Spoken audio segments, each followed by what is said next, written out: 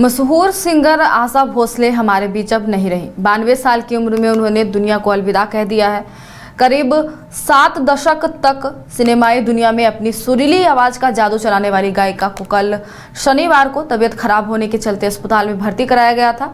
मुंबई के breach candy अस्पताल में उनका इलाज चल रहा था। पद्म विभूषण और दादा साहेब फाल्के से सम्मानित आशा भोसले को कार्डियक अरेस्ट के साथ साथ फेफड़ों से जुड़ी कुछ समस्याएं भी थी, जिनके कारण उनकी मृत्यु हो गई।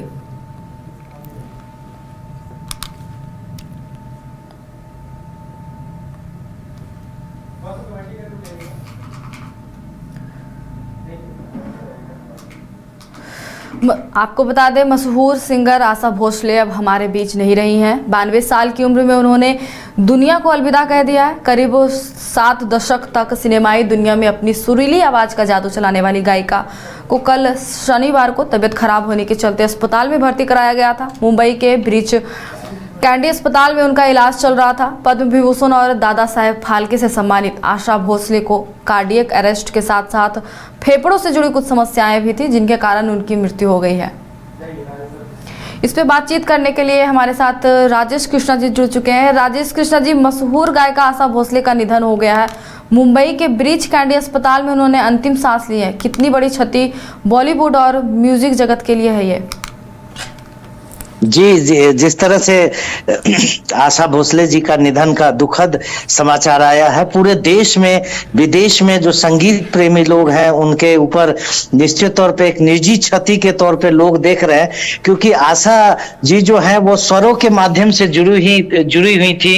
वो एक बेहद उम्दा जो है वो कलाकार थी। स्वर की मल्लिका के तौर पे उनको भारत में देखा गया, और खास तौर पे युवा दिनों की बात कहें तो ये परिवार की जो लेगेसी रही, मंगेशकर परिवार की, उनकी बहन, बड़ी बहन लता मंगेशकर जी ने, उषा मंगेशकर जी ने और सारे के सारे परिवार ने संगीत के क्षेत्र में जो अमूल्य योगदान दिया था। और खास तौर पे जो आशा जी की बात की जाए तो एक वर्सेटिलिटी के तौर पे जो भारत में संगीत में जो पॉप का जो उदय हुआ, सिनेमा में जो चलचित्रों में जो गाने का उदय हुआ, उसमें जो वर्सेटाइल सिंगर के तौर पे अडॉप्ट करना, एक तरफ शास्त्रीयता, दूसरे तरफ वर्सेटिलिटी, पंचम दा जैसे लोगों के साथ संगीत समायोजन में योगदान देना, ये सब बड़ी उपलब्धि रही। खास तौर पे जो हिप और पॉप में जो युवाओं का एक दौर था, जिसमें हमारो गाना आया था, और उसके बाद जो है सो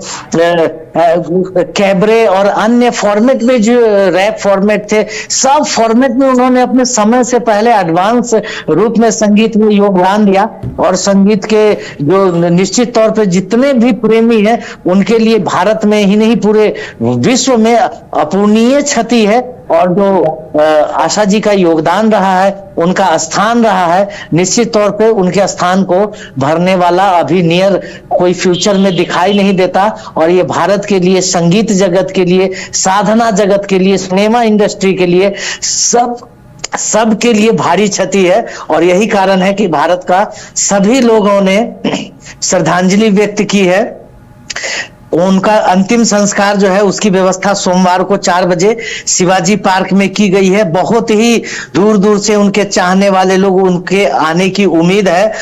कई अवार्ड जो है, पद्मश्री अवार्ड इनके नाम रहा है, सिने अवार्ड रहा है, बंगाल जगत का श्रेष्ठ संगीत का अवार्ड रहा है। मतलब कहना कम है जितनी इनकी उपलब्धि है। और इन्होंने लगभग 8 दशकों तक लगभग भारतीय सिनेमा में 12,000 से ऊपर हिंदी गानों में और क्षेत्रीय गानों में अलग से इनका योगदान रहा है, भोजपुरी गानों में योगदान रहा है। और एक एक गाना जो है इनके प्रशंसकों के मुंह पर स्वर लहरी के रूप में उनके जेहन में हमेशा यादगार रहेगा। जी, बहुत बहुत धन्यवाद राजेश जी। क्रिकेट के विश्व मंच पर छा रही हैं रांची की प्रतिभाएं। इन प्रतिभाओं को संवार रहा है जेके इंटरनेशनल क्रिकेट एकेडमी। अनुभवी कोच की देखरेख, सुविधाओं से लैस जेके क्रिकेट एकेडमी अनुशासन और आत्मविश्वास का विश्वास भरा सफर।